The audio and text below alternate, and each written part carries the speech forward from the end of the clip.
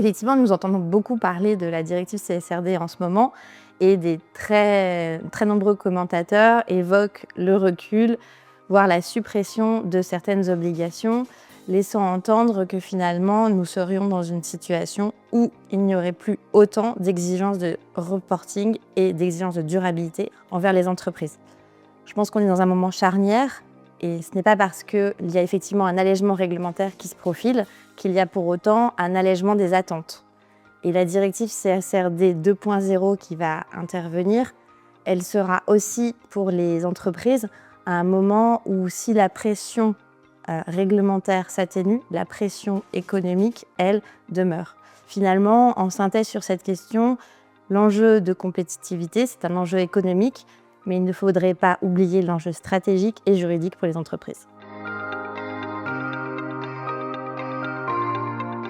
Finalement, ce que la directive Omnibus met en valeur, c'est une dynamique d'engagement autonome de la part des entreprises. En fait, il y a un sujet de reconfiguration et pas d'abandon du cadre. Et ça que les entreprises doivent bien avoir en tête.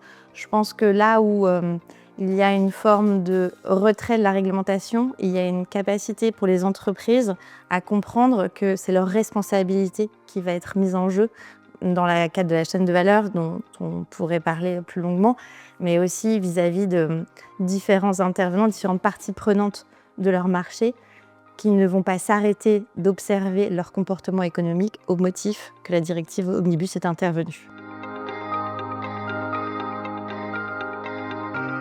Effectivement, la dynamique, comme je viens de le dire, c'est une dynamique volontaire et une dynamique d'attention au marché.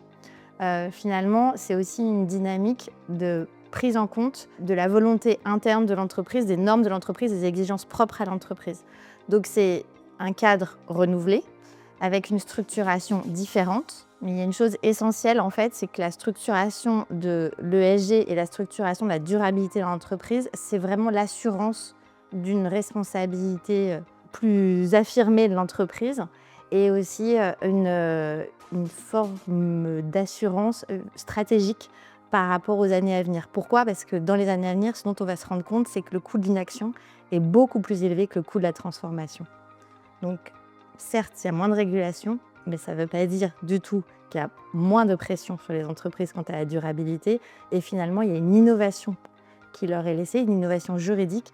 Et c'est là où finalement, et pour conclure, nous pouvons le dire, la directive Omnibus, c'est aussi une opportunité pour les juristes et pour la place du droit dans l'entreprise.